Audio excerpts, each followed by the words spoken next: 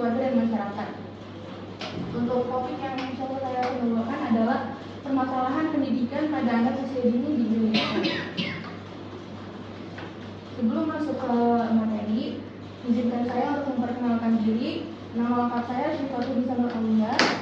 Usia saya sekarang 22 tahun. Tempat tanggal lahir Jakarta 29 April 2002. Sekarang saya sedang menjadi mahasiswi di Universitas Muhammadiyah Jakarta semester 7. Untuk semester terakhir dalam perkuliahan. Untuk masalah dalam hidup saya adalah isu kadiman Allah. Mengapa pendidikan anak usia dini menjadi topik yang sangat penting di Indonesia? Karena sekarang ini banyak sekali fakta-fakta yang telah kita temui bahwasanya pendidikan anak usia dini ini dianggap tidak penting atau hanya main-main saja, khususnya pada pendidikan PAUD atau TK, KB dan sebagainya.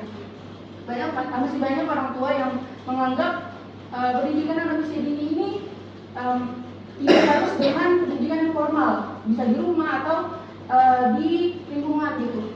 Padahal pada kenyataannya anak juga perlu membutuhkan pendidikan formal agar mereka bisa bersosialisasi nanti ketika jenjang SD, SMP, sampai seterusnya. Nah, pada topik permasalahan anak usia dini ini dalilnya adalah Luqman ayat 13-19 yang dimana di sini isinya tentang bagaimana Luqman mendidik anaknya. Tentang ada 3 poin penting, yaitu ada pendidikan akidah, pendidikan akhlak, dan juga pendidikan syariat. Dengan adanya ayat tersebut, kita bisa mengambil kesimpulan bahwa pendidikan itu memang harus jadi sedini mungkin gitu. Jadi pendidikan anak usia dini itu bahkan ada tokoh yang mengatakan bahwa pendidikan anak usia dini itu bukan ketika di bangku sekolah, tapi ketika di dalam kandungan, mulai dari dalam kandungan gitu. Jadi ini mengapa menjadi topik yang sangat penting yang saya bawakan terkait pendidikan anak usia dini. Anak dan konteks Indonesia sebagai negara. Data dari UNICEF tahun 2020, ini datanya udah 4 tahun yang lalu, sepertiga populasi penduduk Indonesia terdiri dari anak-anak. Terdapat sekitar 80 juta anak, yaitu adalah populasi anak terbesar keempat di dunia. Kita menduduki populasi anak-anak terbesar keempat di dunia, itu data dari tahun 2020 dengan jumlah 17.000 pulau dan lebih dari 1.300 kelompok etnis. Dan tentunya semakin bertambah tahun akan terus bertambah gitu penduduknya. Makanya dari demografi yang Indonesia ini lakukan, yaitu pertambahannya penduduk, peluasan pulau, apakah ada dampak positif atau negatif dari untung atau rugi pada anak usia dini?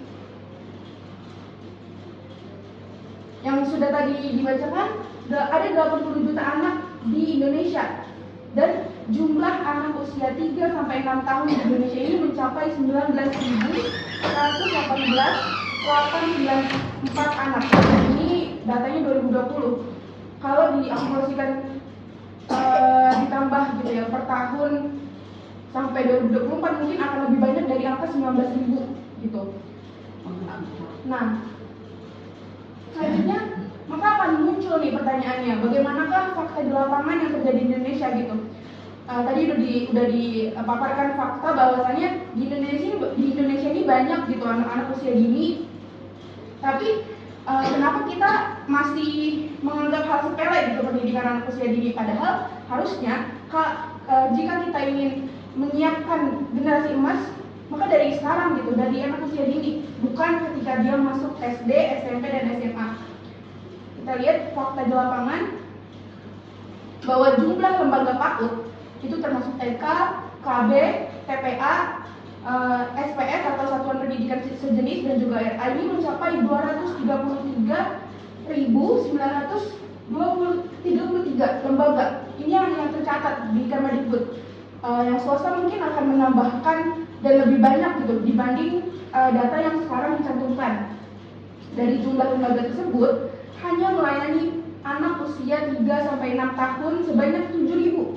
Coba dibayangkan, dari tadi populasi anak-anak yang begitu banyak, lembaga-lembaga yang tercatat di Kemendikbud itu hanya menampung anak usia 3-6 tahun itu sebesar 7.000 sekian, tidak mencapai 10.000. Nah, anak-anak usia 3-6 tahun di Indonesia saat ini jumlahnya mencapai 19.000. Ini yang tercatat. Tetapi yang masuk sekolah PAUD hanya 7.000. Nah, angka 7 juta. Nah, maka angka partisipasi kasar atau APK PAUD nasional ini hanya mencapai 41,8% dari 100%. Mengapa kita perlu mengetahui permasalahan anak usia dini? Bisa dilihat bahwasanya dari 3 gambar tersebut, ketika stimulasi yang dilakukan tepat untuk anak usia dini, maka akan semakin terarah aspek perkembangan anak yang akan terlihat gitu. Karena semakin anak besar, anak menunjukkan tanda-tanda minat dan bakat gitu. Ada anak yang minatnya ke seni, ada anak yang minatnya ke kognitif gitu. Makanya stimulasi saat dini itu sangat penting. Mengapa? Karena dari perbedaan 3 gambar tersebut terlihat gitu, anak-anak yang belajar di tempat yang layak, mendapatkan pendidikan yang cukup baik gitu ya, dibanding di gambar sebelah kanan gitu, anak-anak yang tidak memiliki atau mendapatkan kesempatan belajar dengan fasilitas yang layak gitu. Itu akan menentukan kualitas dari hasil dari belajar anak tersebut. Mengapa kita perlu untuk mengetahui? Karena ada isu dan permasalahan yang terjadi di pendidikan anak usia dini. Ada 6 permasalahannya. Yang pertama itu adalah problematika di dalam lembaga. Di dalam lembaga PAUD itu banyak sekali problematika yang mungkin sekarang belum terselesaikan. Nah, makanya ini menjadi isu dan sekaligus permasalahan penting yang berkesinambungan dengan problematika SDM, sumber daya masyarakat yang sebagai pendukung di anak usia dini. Kemudian problematika tenaga pendidik, kurangnya sekarang ini justru makin menurun gitu. Minat mahasiswa atau orang-orang yang pengen jadi guru TK sekarang itu sangat sedikit. Bahkan di prodi saya sendiri itu setiap tahunnya itu berkurang 10%. Jadi misalkan tahun ini yang masuk 30, tahun berikutnya itu cuma 20 orang gitu. Karena tahun ini 2024 itu hanya 15 orang untuk satu kelas gitu. Jadi ini yang menjadi problematika tenaga pengajar pada pendidikan anak usia dini. Kemudian yang keempat ada problematika kurikulum. Ini menjadi isu yang terus berkelanjutan karena pemerintah tidak memperhatikan kurikulum terhadap PAUD dengan jelas. Hal ini menjadikan PAUD ini dianggap tidak penting dan sepele oleh masyarakat. Padahal ketika guru SD menerima anak lulusan TK, mereka mengharuskan sudah harus bisa baca, sudah harus bisa tulis. Nah, ini menjadi perdebatan antara guru PGSD dan PGTK atau PG PAUD itu. Mereka saling menyalahkan, kenapa di TK nggak diajari? Padahal di TK itu tidak diharuskan dan tidak diwajibkan untuk belajar membaca dan tulis. Kelas 1, 2, 3 adalah masa-masa ketika anak belajar membaca dan menulis. Tapi fakta di lapangan, sekarang di Indonesia ada standar bahwasanya kalau mau masuk SD harus bisa baca dan tulis. Ini menjadi problematika di kurikulum PAUD itu sendiri. Selanjutnya, ada problematika fasilitas pendidikan. Banyak sekali anak-anak yang mungkin ingin bersekolah, tetapi tidak memadai, mulai dari ekonomi dan juga fasilitas yang mereka miliki. Dan yang terakhir, ada problematika metode pembelajaran. Metode pembelajaran ini adalah tugas kita sebagai pengajar dan juga calon ibu, bagaimana kita merancang metode pembelajaran ini sebaik mungkin dan sesempurna mungkin agar stimulasi yang diberikan kepada anak ini mencapai kepada perkembangan aspek dari STPPA sesuai dengan anak itu sendiri. Makanya kita perlu memahami permasalahan anak usia dini dengan sangat baik karena masa ini adalah masa periode emas atau golden age. Seringkali dikatakan bahwasanya anak usia dini ini memiliki ingatan yang kuat, kemudian periode yang tidak akan terulang lagi gitu. Makanya dikatakan golden age, di mana setiap hambatan dapat berdampak besar pada pendidikan, kesehatan, dan kemampuan sosial anak di masa depan. Jadi ketika stimulasi tidak diberikan dengan baik, maka akan berdampak pada pendidikan, kesehatan, dan juga kemampuan sosial anak di masa depan. Dengan mengenali tadi masalah-masalah itu sejak dini, kita dapat memberikan intervensi yang tepat, penanganan yang tepat gitu, untuk mendukung tumbuh kembang yang optimal dan mempersiapkan mereka sejak dini untuk menjadi individu yang produktif dan sehat secara fisik maupun emosional. Sebelum masuk ke permasalahan pendidikan, kita kenali dulu nih permasalahan anak. Kalau permasalahan anak ini kita sudah paham apa yang melatar belakangi mereka ini bisa menjadi atau tidak sempurna dalam mendapat pelajaran, menerima pelajaran. Kalau semuanya sudah paham nih, misalkan permasalahan anak ini kenapa dan apa ya yang melatar belakangi, maka kalau kita sudah kenal betul dengan permasalahan anak itu, kita akan mendapatkan keberhasilan dalam pendidikan pembelajaran. Anak akan menerima pembelajaran dengan baik, kemudian anak menjadi bahagia dan mencapai maksimal aspek perkembangan anak yang kognitif, kemudian fisik motorik, seni, dan lain-lain. Setidaknya ada dua faktor yang mempengaruhi dari internal dan eksternal. Kalau internal ini biasanya berasal dari dalam individu itu sendiri gitu, dari anaknya sendiri. Apa yang melatar belakangi biasanya bersifat genetik atau bawaan dari orang tua. Misalkan minat belajar anak ini turun, misalkan bakat seni ini turun dari orang tua, dari ibunya gitu, atau minat bacanya ini turun dari ayahnya gitu. Tentu saja itu berkesinambungan atau berhubungan dengan faktor eksternal, yaitu berasal dari luar individunya sendiri, dari lingkungannya, dari keluarganya, dari teman-temannya, dari sekolahnya gitu. Jadi hal ini terus berintegrasi, internal dan eksternal ini saling berkaitan gitu. Nah, kita masuk kepada permasalahan anak usia dini. Kenapa menjadi 4 poin? Karena semakin banyak permasalahan anak usia dini akan semakin penting. Maka di sini ada 4 poin. Yang pertama ada problem pola asuh. Problem pola asuh ini sering menjadi latar belakang permasalahan anak usia dini. Kan setidaknya itu ada 3 pola asuh gitu ya. Ada pola asuh otoriter, pola asuh demokratis, sama pola asuh permisif. Yang kedua ada anak dalam lingkungan yang kurang baik. Ketika anak tumbuh dan berkembang dalam lingkungan yang kurang baik, maka akan mempengaruhi dari motivasi belajar, kemudian minat bakat anak dalam suatu kegiatan aktivitas, dan lain-lain. Yang ketiga, ada anak yang terlantar secara ekonomi. Banyak sekali fakta yang terjadi, keluarga yang memiliki banyak anak tapi ekonominya tidak memadai dengan jumlah anak yang mereka miliki gitu. Ini berdampak kepada pendidikannya.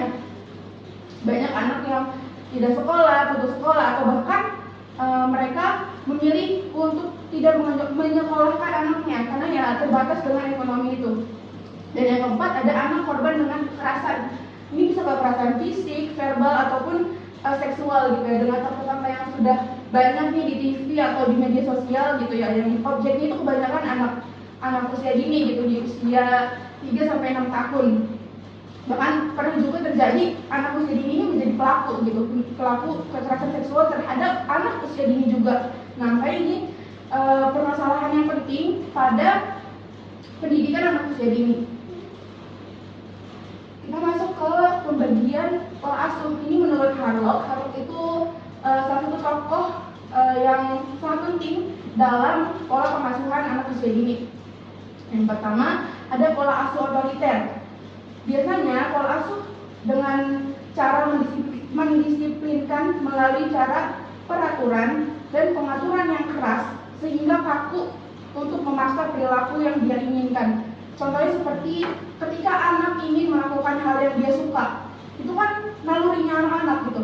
Tapi orang tua dengan pola asuh yang otoriter, mereka melarang dan juga tidak memberi ruang gitu untuk anak bereksplor, untuk anak berkreasi dan berimajinasi. Jadi bisa dikenali dengan ciri-ciri pola asuh yang otoriter ini adalah orang tua yang suka mengekang anak, suka melarang anak, dan suka membatasi aktivitas-aktivitas anak di luar. Kemudian yang kedua ada pola asuh demokratis. Ciri-cirinya yaitu sikap yang longgar atau bebas dari orang tua.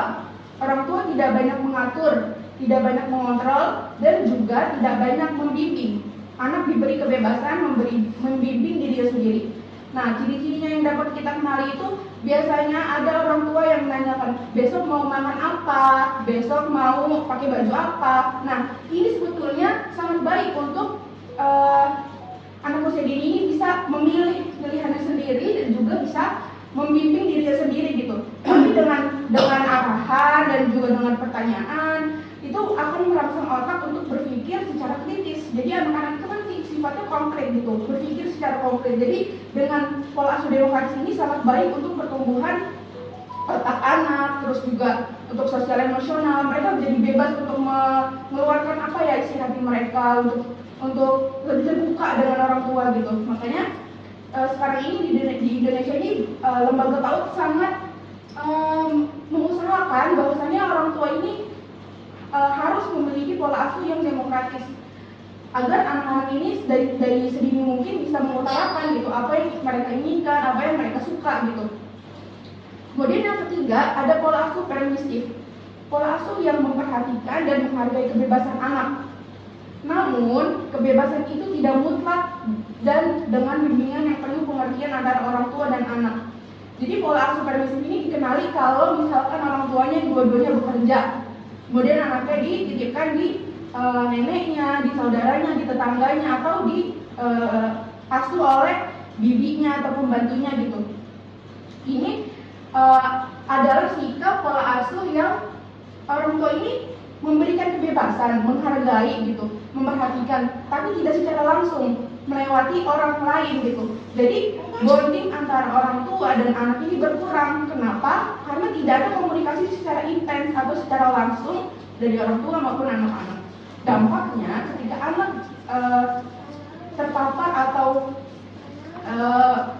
orang tua yang melakukan kerja ini dengan pola asuh yang permisif, maka anak akan menjadi takut atau bimbang dalam mengambil keputusan, gampang labil atau apa ya gitu. Jadi banyak bingungnya karena pada saat kecil mereka tidak mendapatkan arahan dari orang tua langsung gitu. Makanya dari 3 pola asuh ini harus menyebutkan bahwa dari 3 anak yang dicoba gitu ya dengan pola asuh yang otoriter, demokratis, dan permisif, anak yang demokratis ini cenderung optimal gitu perkembangannya. Misalkan kayak membacanya ini lebih cepat dibandingkan pola asuh yang otoriter dan permisif, kemudian motorik kasar dan halusnya ini berkembang dengan sangat baik di usianya gitu. Makanya dari 3 pola asuh ini sangat disarankan untuk calon orang tua atau guru menerapkan dengan pola asuh yang demokratis. Ya, dampak pola asuh yang otoriter yang tadi disebutkan yang pertama kali itu adalah tingkat depresi anak menjadi lebih tinggi. Kenapa depresi? Karena ya itu tadi, ketika dia mau main ini, nggak boleh, mau kesini, nggak boleh, makanya dia jadi ngapa-ngapain nggak boleh gitu, makanya dia depresi. Kemudian yang kedua, memiliki keterampilan sosial yang buruk karena dia nggak diberi ruang untuk bersosialisasi dengan temannya atau dengan gurunya di sekolah gitu. Mereka selalu dibatasi dan selalu diarahkan, kamu ini aja gitu. Makanya anak-anak itu yang terpapar oleh pola asuh otoriter memiliki keterampilan sosial yang buruk. Dan biasanya anak-anak itu juga takut berpendapat dan menentukan keputusan. Jadi takut gitu, nanti tanya mama dulu, nanti tanya ayah dulu gitu. Mereka sulit untuk berpendapat dan menentukan keputusan. Dan tingkat harga diri anak ini menjadi lebih rendah dibanding anak-anak yang terpapar pola asuh demokratis dan juga permisif. Kemudian selanjutnya ada tidak merasa bahagia sehingga mengganggu mentalnya, itu sama dengan tadi ya depresi gitu. Kemudian anak yang terpapar oleh pola asuh otoriter akan menganggap bahwa kekerasan merupakan perilaku yang normal gitu. Kadang kan kalau zaman dulu itu kayak kalau kita anak-anak ini nakal, cubit gitu ya. Nah ini dampaknya ini sangat besar. Bahkan ada penelitian anak yang sering dipukul atau dicubit di depan umum, mereka akan melakukannya juga ke temennya dengan tanpa sadar, refleks gitu. Karena dia udah menerima perilaku tersebut dan dia mengaplikasikannya ke teman sebayanya gitu. Banyak ketika anak bermain di sekolah saat belajar pun mereka akan melakukan hal yang sama ketika mereka mendapatkan perilaku yang dia terima dari orang tuanya. Kemudian yang terakhir, anak yang diasuh oleh pola asuh otoriter akan melampiaskan kemarahannya di luar rumah. Dia nggak berani di dalam rumah karena dia tahu kalau dia melampiaskan di dalam rumah dia akan dimarahin, tambah dipukul atau dicubit gitu, bahkan melakukan perilaku yang cenderung agresif terhadap teman-temannya. Jadi mereka beraninya nih sama teman yang sebaya atau di bawah dia gitu. Kalau kita lihat dampak pola asuh permisif, yang pertama ada anak tumbuh menjadi anak yang nakal karena ya dia nggak diasuh atau tidak mendapatkan peran ibu dan ayah di rumah gitu, karena dia dititipin sama neneknya atau orang lain gitu. Makanya biasanya yang dititipin nenek ini nakal gitu, atau yang dititipin tantenya, bibinya ini nakal karena tidak memiliki figur ibu dan ayah gitu dalam kesehariannya. Kemudian yang kedua ada anak menjadi kurang berprestasi. Ini berdampak kepada motivasi belajar anak gitu, karena ya udah orang tuanya nggak perhatiin sekolahnya kok gitu, orang tuanya nggak menanyakan gimana tadi di sekolah gitu. Nah makanya anak jadi kurang berprestasi. Yang ketiga, tidak terampil bersosialisasi. Hampir dari dampak pola asuh permisif dan juga tadi yang pertama ada otoriter itu tidak terampil dalam bersosialisasi ke masyarakat ataupun di sekolah. Kemudian yang cenderung menjadi anak yang posesif dan agresif, egois, kemudian anak tidak memiliki prinsip hidup yang kuat dan sulit mengambil keputusan. Dan ini menjadi maksudnya kayak anak ini egois, posesif, tapi dia nggak punya prinsip gitu, jadi pelin-pelan. Karena ketika dia mengutarakan pendapat itu pas dia masih kecil, selalu diarahkan, oh kamu ini aja, kamu lebih bagus ini. Padahal anak ini udah minat gitu di sini, tapi ya akhirnya mereka mengikut orang tua dan ketika besar mereka akan menjadi pribadi yang sulit mengambil keputusan gitu dan beresiko mengalami masalah gizi. Ini tadi ya, kalau misalkan berbicara tentang gizi ini ada pembahasan lebih lanjut mengenai pola asuh. Jadi pola asuh yang permisif yang tidak diasuh oleh orang tua langsung ini berdampak kepada masalah gizi gitu. Banyak sekali orang tua yang tidak memperhatikan gizinya karena ya yang penting makan, yang penting sehat gitu. Dan kadang ada orang yang paham nih tentang masalah gizi, tapi ketika anak dititipkan ke orang lain, nah orang lain ini kan berbeda pikiran. Jadi biasanya anak-anak yang dampak pola asuh permisif ini bisa ke arah negatif dan positif dalam masalah gizi. Dan yang terakhir ada dampak pola asuh demokratis ini yang disarankan oleh lembaga PAUD bagi orang tua, karena dampaknya ini anak akan menjadi lebih mandiri. Misalkan menyiapkan baju, dia bisa milih sendiri, karena dari kecil itu ditanya kamu mau makan apa, kamu mau pakai baju yang mana gitu. Makanya anak akan menjadi lebih mandiri, melakukan apa-apa sendiri gitu. Terus anak juga bisa menjadi lebih berani dan percaya diri karena mereka nggak merasa diintimidasi ketika mereka mengutarakan pendapat, ketika mereka menginginkan apa yang mereka ingin lakukan gitu. Kemudian anak juga akan merasa dirinya dihargai, berharga oleh orang tuanya gitu. Dan anak mampu memecahkan masalah sendiri, anak paham konsep sebab akibat dan konsekuensi di sisi positif, dan juga anak lebih bahagia, nyaman dan maksudnya senang gitu dalam pengasuhan demokratis sendiri. Permasalahan yang sudah kita bahas di awal ini menjadi terbagi menjadi 3 bagian. Permasalahan dalam lingkungan anak itu ada dalam lingkungan keluarga, lingkungan sekolah, dan juga masyarakat. Hal ini terus berkesinambungan dan saling berkaitan gitu, ketika di lingkungan keluarga, ayah ibunya, kakaknya, adiknya gitu. Dan di lingkungan sekolah itu ada temannya, gurunya, dan kalau di masyarakat itu ada kayak misalkan tetangganya, teman bermain, dan sepupu-sepupu itu masuk ke dalam lingkungan masyarakat. Nah, permasalahan dalam lingkungan sekolah dan lingkungan masyarakat ini ada problemnya masing-masing gitu. Kalau dari lingkungan sekolah itu biasanya terjadinya itu permasalahan dalam keadaan keamanan secara sarana prasarana dalam bermain. Biasanya banyak lembaga-lembaga yang menyediakan prasarana seperti permainan maupun kelas itu kurang safety atau kurang aman untuk anak-anak, makanya menjadi perhatian penting dalam permasalahan dalam lingkungan sekolah. Kemudian ada rasa aman dari gangguan kejahatan. Biasanya kejahatan itu nggak muncul dari luar sekolah gitu. Bahkan di sekolah pun banyak terjadi kejahatan maupun dari verbal, sosial maupun seksual. Yang kedua ada sumber daya manusia di sekolah, yaitu ada kompetensi guru PAUD. Sekarang ini banyak banget nih isu yang jadi guru PAUD nggak apa-apa, nggak harus paham apa itu RPP atau apa itu RPPM gitu. Yang penting ngajar aja, yang penting baca tulis, yang penting bermain gitu.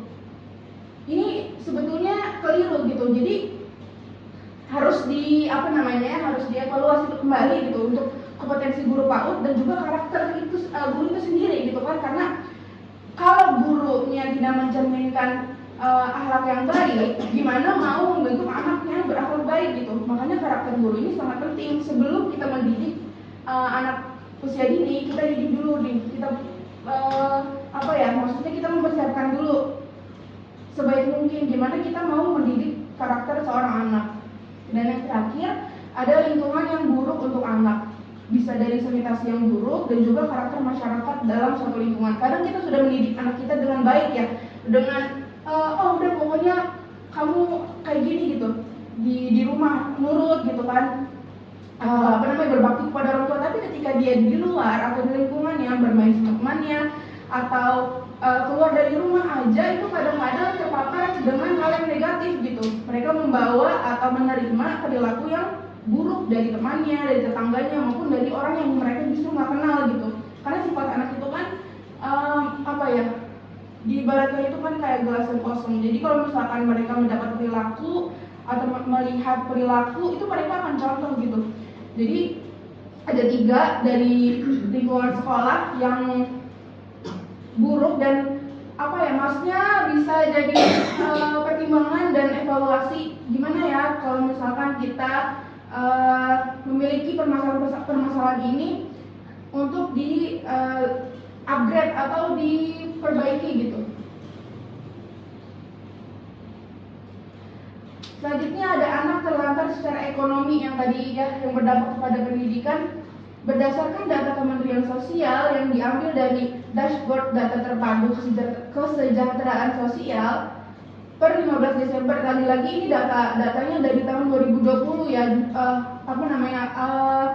Seharusnya kalau 4 tahun kemudian ini udah lebih banyak. Jumlah anak terlantar di Indonesia sebanyak 67.368 orang. Maka setiap anak memiliki hak yang sama untuk mendapatkan pendidikan, kesehatan, dan kesejahteraan layak. Harusnya pemerintah ini tidak hanya membuat kurikulum untuk SD, SMP, dan SMA gitu, bukan yang formal saja. Harusnya pemerintah ini memberikan kesempatan kepada semua anak yang terlantar di data ini untuk bersekolah maupun belajar. Tuh, di gambar ini kan anak-anak yang seharusnya bermain, seharusnya menerima pelajaran, yang seharusnya belajar membaca dan berhitung, mereka tidak mendapatkan itu gitu.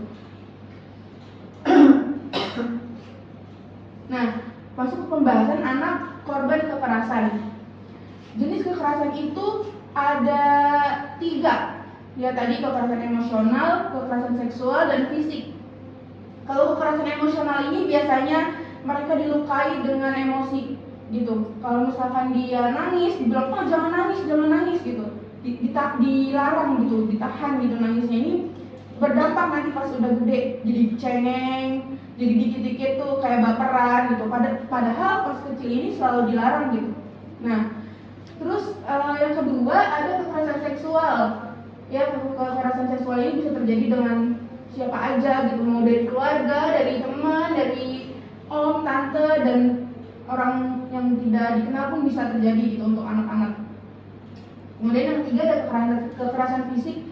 Itu tadi yang sudah disinggung di awal, orang ini enteng gitu tangannya untuk apa ya, maksudnya tujuannya bagus untuk mendidik anak, tapi mungkin dari perbuatan yang orang tua lakukan itu tidak berdampak positif ketika anak besar gitu. Kita nggak tahu gitu, maksudnya ketika anak ini udah besar, mereka akan merasa kalau dia tuh dulu mengalami kekerasannya mereka alami dari perilaku orang tuanya sendiri.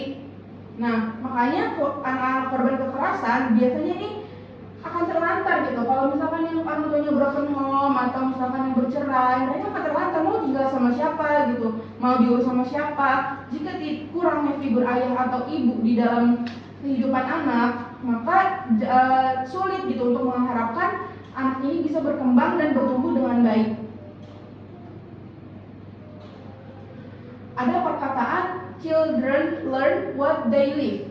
Anak-anak itu belajar bagaimana dia hidup gitu. Misalkan di lingkungan yang mendukung gitu kan, dari sekolahnya maupun di rumahnya ini di apa ya, maksudnya dimaksimalkan gitu. Misalkan di sekolah belajar ini, nah orang tua ini di rumah, oh tadi belajar ini diulang lagi atau dibantu lagi untuk mengerjakan, oh tadi kita ulang yuk di sekolah. Nah, makanya akan berbeda dengan anak-anak yang pulang sekolah ya udah dibiarin gitu sama orang tuanya. Pas besoknya juga lupa gitu belajar apa. Terus ada perkataan-perkataan orang yang bilang kalau misalkan anak yang hidup dengan kritik, ia akan belajar menghukum. Kalau anak hidup di dalam pertengkaran atau permusuhan, ia akan belajar bagaimana nih untuk melakukan tindak kekerasan. Bila anak hidup dalam ketakutan, ia akan belajar dengan rasa cemas. Nah, kalau anak hidup dalam kecemburuan, ia akan belajar untuk merasa iri dan gak mau kalah gitu ya biasanya anaknya tuh. Terus yang terakhir itu, kalau anak hidup dengan olokan dan ejekan, biasanya ia akan malu gitu. Untuk ngapa-ngapain tuh malu.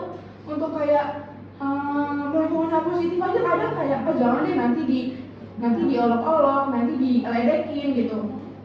Makanya ini jadi poin yang harus kita perhatikan betul, karena anak sedikit aja kita salah didik itu berdampaknya ketika nanti dewasa, ketika nanti dia udah umur 20, 21 gitu, itu akan berdampak. Mengutip dari perkataannya Dorothy Lonow, itu beliau ini tokoh parenting di Amerika, mengatakan bahwa jika anak dibesarkan dengan celaan atau makian gitu ya, maka ia akan belajar memaki. Jadi mirroring gitu, sifatnya itu apa yang mereka terima yang mereka lakukan juga gitu kan. Dari yang misalkan dia dibesarkan dengan permusuhan, ya mereka belajar untuk mempertahankan diri dengan cara berkelahi dan tidak jarang untuk menyakiti temannya sendiri gitu. Kalau anak dibesarkan dengan cemoohan, ya mereka akan belajar rendah diri, jadi takut gitu, merendahkan diri sendiri.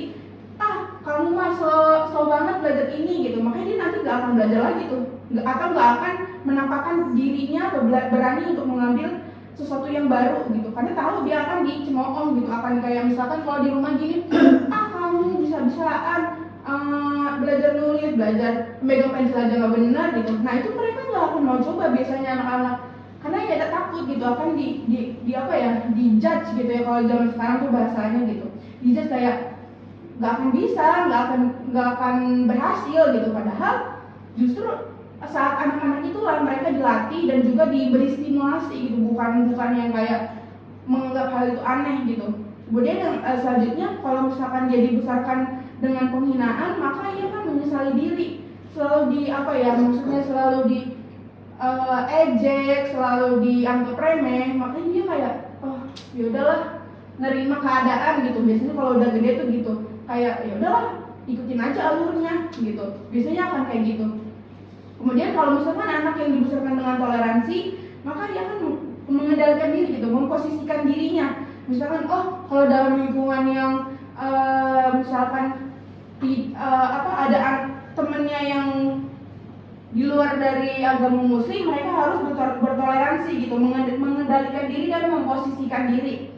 Kalau misalkan anak dibesarkan dengan motivasi, ia akan menjadi anak yang percaya diri gitu. Misalkan kalau di rumah, iya kamu bisa kok, kamu nanti maju ya ke kelas ya, itu kan afirmasi yang mereka dapatkan kan, yang ya udah nanti di kelas bisa. Nah, kalau misalkan anak yang dibesarkan seperti itu, maka anak akan percaya diri. Makanya kalau misalkan anak yang maju ke depan itu nggak apa-apa gitu, mengutarakan pendapat itu nggak apa-apa, tapi tetap diarahkan kepada hal yang positif. Kalau misalkan mengutarakan yang hal buruk ya tetap harus kita ajarin gitu, maksudnya yang baik, yang positif gitu. Kemudian yang selanjutnya, kalau anak dibesarkan dengan kelanjutan, dia akan menghargai gitu. Pokoknya ini tuh sifatnya mirroring. Kalau misalkan yang negatif, makanya jangan heran kalau anak yang nakal gitu, mungkin aja orang tuanya itu memberikan perilaku tersebut gitu.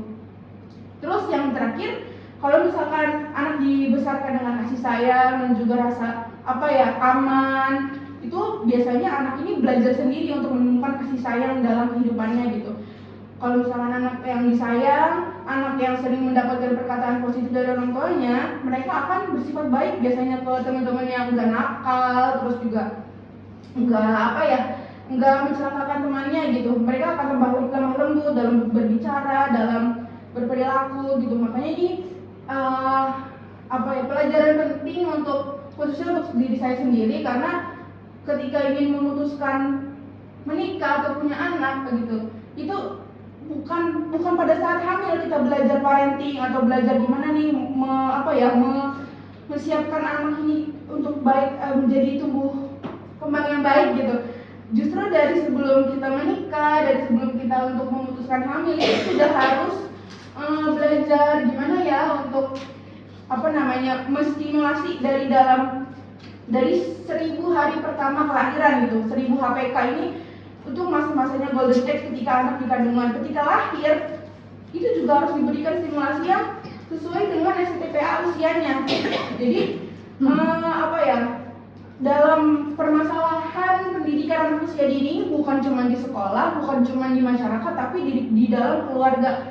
Makanya seorang ibu itu memang harus bekerja keras bagaimana menahan dirinya untuk melakukan hal-hal yang tidak baik gitu, karena ya memang dicontoh gitu. Dan sifat ibu ini biasanya ke anak ini menurun ke anaknya sendiri dari minat belajar, kemudian bagaimana anak ini keterampilan memegang sesuatu itu sebenarnya diturunkan dari ibu. Tapi kenyataannya kalau misalkan tidak mendapatkan stimulasi dengan baik, ya jangan harapkan anak itu akan berkembang kayak gitu. Bahkan ada yang ibunya misalkan dosen atau profesor, tapi anaknya jadi pelawak kan, ada kayak misalkan berandalan gitu. Itu mungkin aja gitu pada saat anak usia dini itu bisa dilatih untuk menjadi seperti ibu dan bapaknya, tapi dengan stimulasi yang kurang,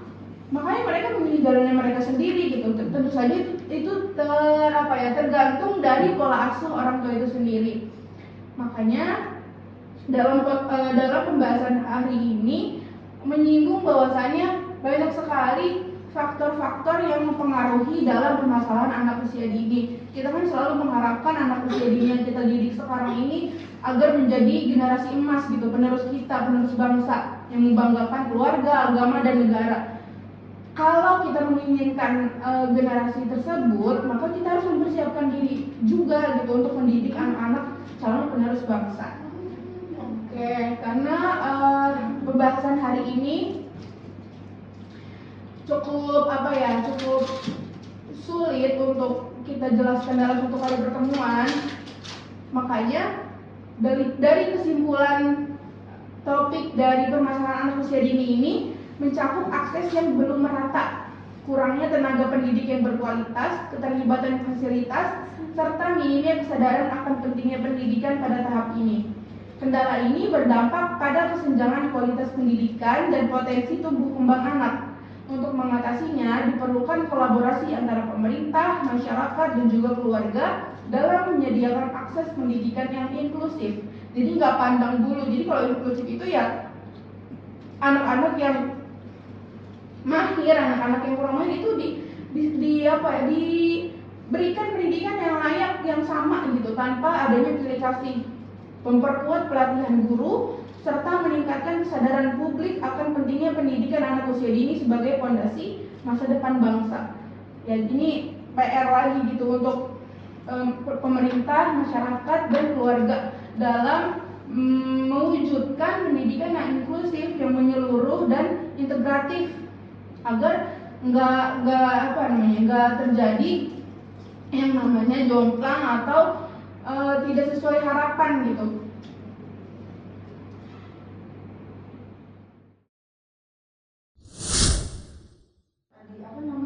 Dampak ya.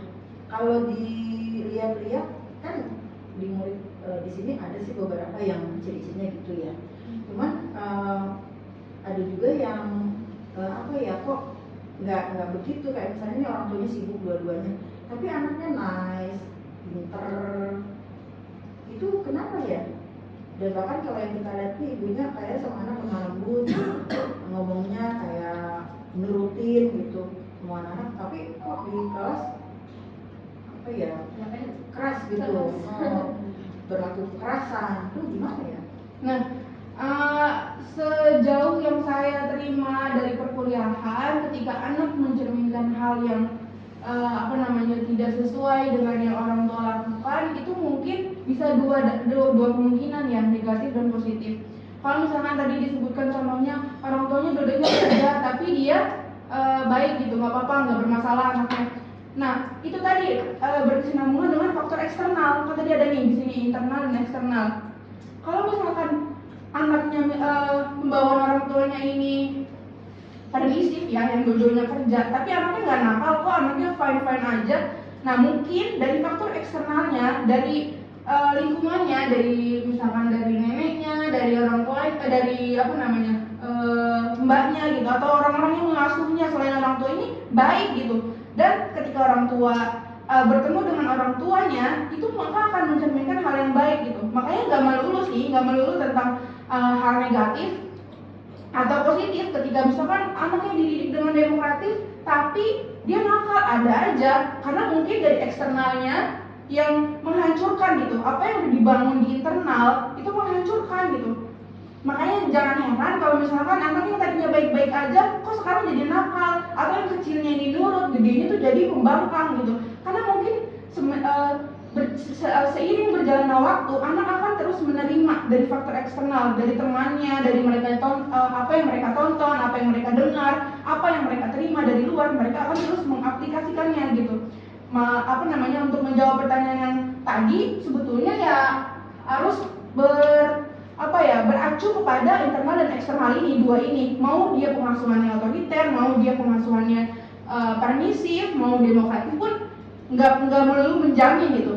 Hanya saja menurut Harlock ini ya, dengan 3 pola asuh ini ada beberapa kemungkinan dan membentuk karakter anak gitu. Karena yang dimaksud pola asuh kan kita mendidik, mengarahkan, mengayomi, dan juga bonding gitu terhadap anak dan orang tua itu sendiri. Makanya nggak heran kalau misalkan anak yang dididiknya bagus tapi di sekolahnya nakal, tapi di rumah baik-baik aja, bagus-bagus aja gitu. Ya mungkin ini eksternalnya gitu, dari apa yang mereka tonton, mereka terima gitu.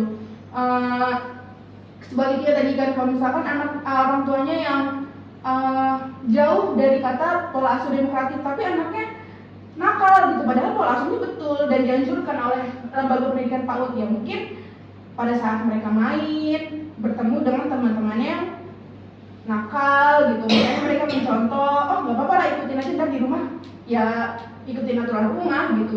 Ini penting banget nih kalau misalkan anak tua memasukkan ke sekolah ini, makanya samakan dulu visi misinya, karena banyak banget di lab school UMJ itu dia kan berbasisnya inklusi gitu. Jadi di satu kelas itu ada anak yang hiperaktif, ada yang normal, maksudnya dia bisa menerima pelajaran dengan baik, kemudian ada juga anak yang autis gitu. Makanya dijadikan satu kelas ini menjadi kelas yang inklusi. Nah, Kalau misalkan ada orang tua yang mendidiknya baik tapi anaknya di dalam sekolah tuh wah jadi kayak kalau belajar nih mengganggu temannya gitu, kayak gangsing lah gitu, muter-muter gitu kan. Jadi guru ini harus memberitahukan ke orang tua, terus orang tua juga harus open, enggak kok anak saya baik-baik aja di rumah gitu kan. Orang tua harus ini ya, terbuka, oh iya gitu ya bu gitu misalkan, kok di rumah baik-baik aja ya. Nah makanya itu anak ini merasa aman, banyak banget anak-anak yang nakal ini merasa aman cuma di sekolah, dia nggak berani di rumah jiper gitu sama orang tuanya.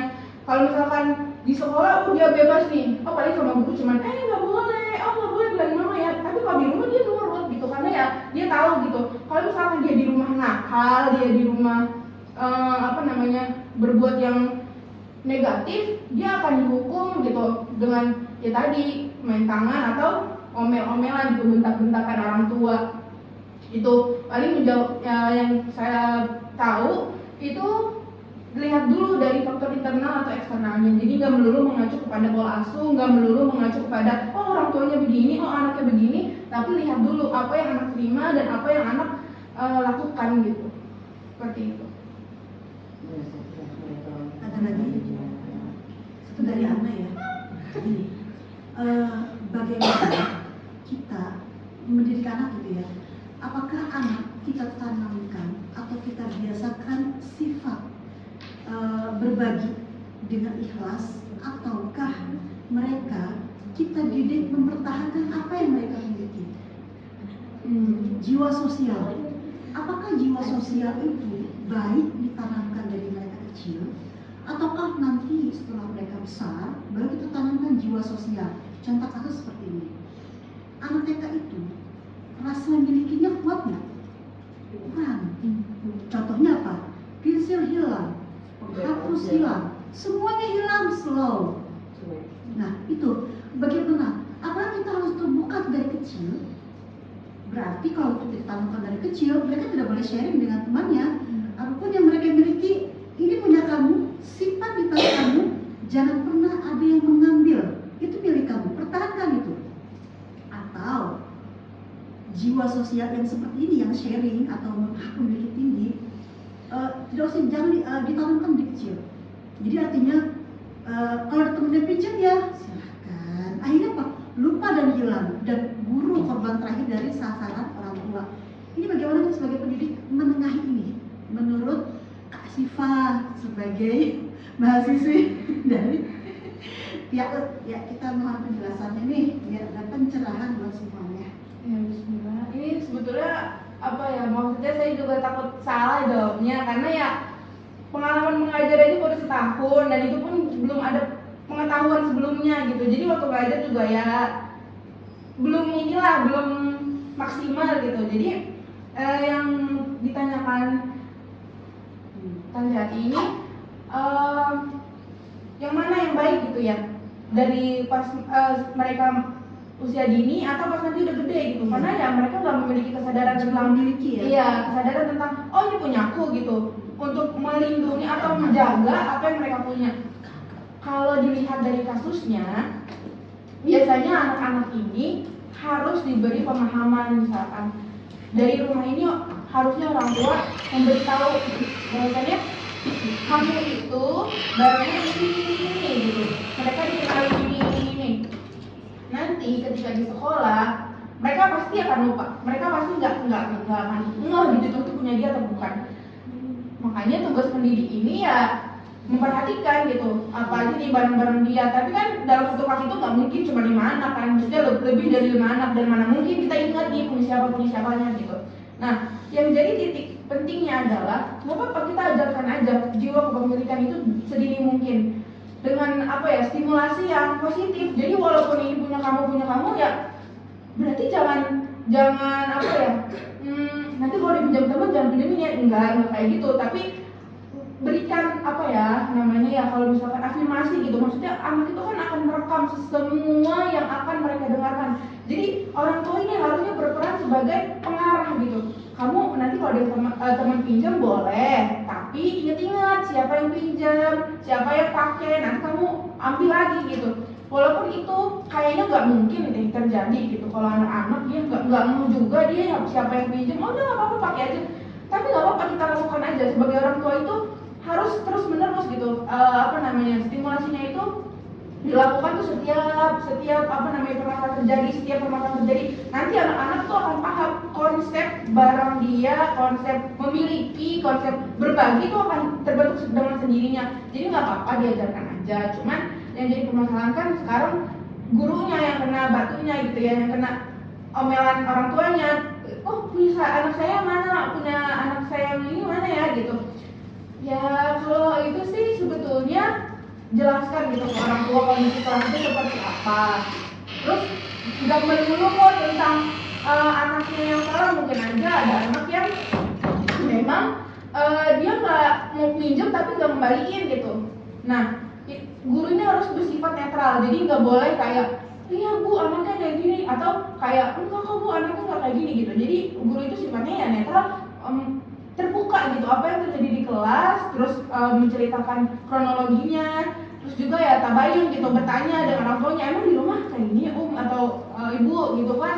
Jadi komunikasi antara guru dan orang tua ini penting, menjadi apa ya, bukan kayak oh anak bisanya nih ya, zaman dulu itu termasuk saya, kalau misalkan masuk sekolah ya udah gitu sama urusan gurunya gitu, orang tua nggak ambil peran gitu untuk berkomunikasi dengan gurunya secara utuh, secara sempurna. Nah ini makanya banyak kasus yang kayak orang tuanya nggak terima anaknya dibilang ini, atau gurunya ini menjudge anaknya seperti ini. Bahkan anak-anak yang tidak memiliki rasa kepemilikan itu nanti pas gedenya dia nggak berempati, nggak punya hati lah gitu ya, maksudnya nggak gampang terenyuh dengan kondisi orang gitu. Nggak apa-apa, untuk yang pertanyaan tersebut saran saya, sepengetahuan saya, nggak apa-apa kita ajarkan sedini mungkin konsep kepemilikan, tapi dengan arahan, dengan catatan bahwasannya ketika kita anak kenal konsep kepemilikan itu,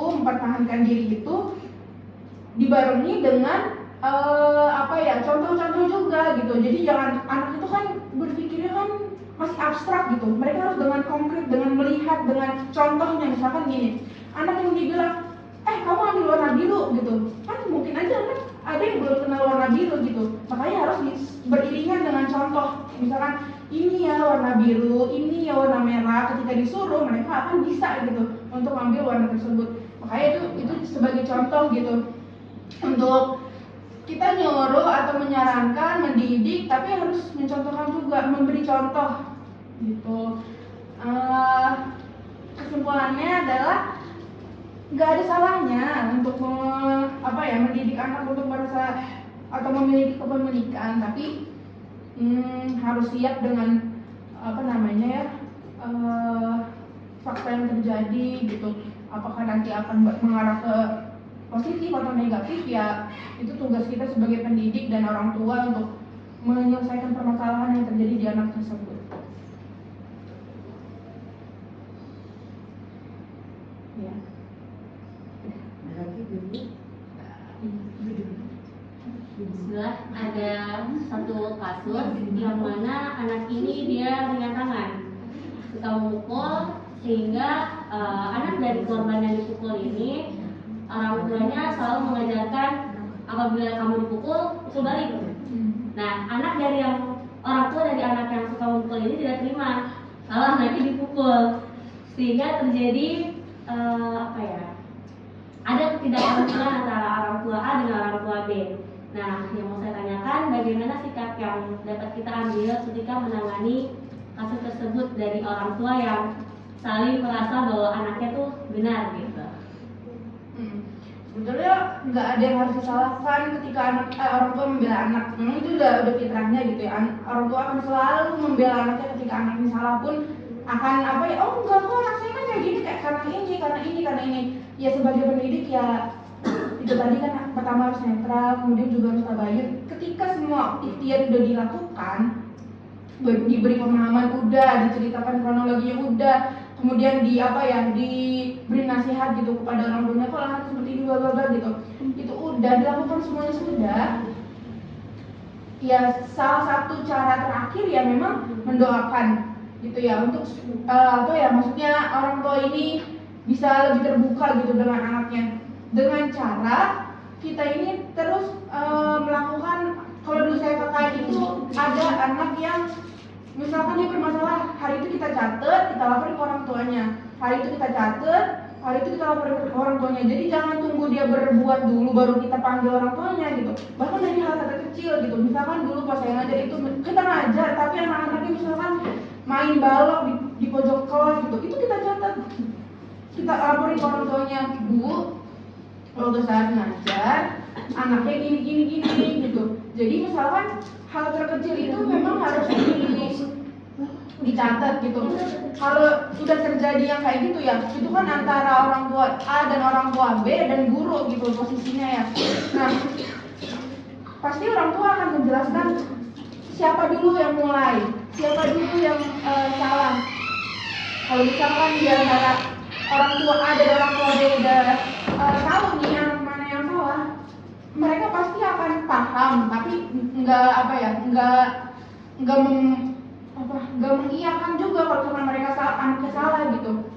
Sikap yang harus diambil pendidik itu ya pertama harus kalau misalkan kita berada di di posisi itu harus netral. Terus kalau susah sih sebenarnya. Dulu pas KKN tuh ada juga kayak gitu. Jadi anaknya ini dia main pensilnya nggak tajam, tapi ya nusuk aja ke pahanya temennya gitu, nangis. Orang tuanya nanya, kenapa ini Bu gitu kan, kenapa Kak, ini tadi anak saya kok ada bekas pensil, dia katanya ditusuk, padahal nggak ditusuk, cuma emang bekas aja kayak gitu. Iya, terus ya saya jelasin, iya Bu, pada saat ngajar kita jelasin aja seada-adanya gitu. Mungkin apakah kita juga yang kurang perhatian gitu ya, saya nggak perhatiin anak ibu, tiba-tiba udah kayak gitu ya. Tapi saya tenangin, saya ajak ngobrol, saya ajak nih anak yang tadi nusuk gitu ya untuk minta maaf, dan udah clear gitu secara anak-anaknya ya, tapi orang tuanya belum nih. Nah, orang tuanya datang ke saya itu yang ditusuk itu datang, terus saya jelasin kronologinya ya, saya minta maaf gitu ya dengan kerendahan hati, saya kurang teliti gitu. Tapi saya jelasin, anak ibu juga kadang-kadang saat belajar itu juga ganggu dia gitu. Iya, jadi itu bukan anak ibu diem tiba-tiba ditusuk, enggak gitu. Saya jelasin dulu, kayak misalkan kemarin itu dia kayak gini, kemarin itu kayak gini. Nah, itu fungsinya tuh saya catat itu ya itu gitu, supaya nggak lupa. Jadi ada data, dan juga ya memang saya ingat gitu, karena kan kita kalau ngajar ya udah pulang aja gitu, dan kita lupa siapa yang nakal hari itu. Makanya pada saat kejadian hari itu tuh alhamdulillahnya bersyukur banget kalau saya catat gitu, anaknya ini memang suka main balok di TK itu tuh emang balok yang beneran kayu, yang kayu dicat yang berat itu. Jadi gampang banget anak tuh ngelempar lah, memukul lah. Nah, anaknya ini pernah sekali doang padahal. Jadi ada catatan itu ya, saya bilang mungkin anak ini yang nusuk ini mirroring ke anak ibu gitu. Jadi ibunya ya dari situ sih, ibunya karena udah kita bilangin gitu ya udahlah gitu, walaupun masih agak marah dikit kan, gimana sih ini kok anak saya bisa ketusuk bla bla bla gitu kan, ya terima aja gitu. Maksudnya selagi orang tuanya cuma mengelak atas kesalahan anaknya ya nggak apa-apa. Sebagai guru tuh harus berlapang dada, harus bersikap netral, dan ya doain terus lah kalau ada orang tua yang kayak gitu ya, dilembutkan hatinya, minta dibukakan pikirannya gitu ya, untuk menerima apa yang anaknya lakukan gitu, nggak melulu tentang anaknya menjadi victim gitu. Mungkin aja dia yang pelakunya gitu. Makanya ya PR-nya itu ya kita harus lebih teliti, lebih punya data gitu tentang karakter anaknya itu sendiri gitu. Jadi ya gitu Ustazah untuk jawabannya. Ya, karena udah selesai pembahasannya, saya ucapkan terima kasih. Assalamualaikum warahmatullahi wabarakatuh.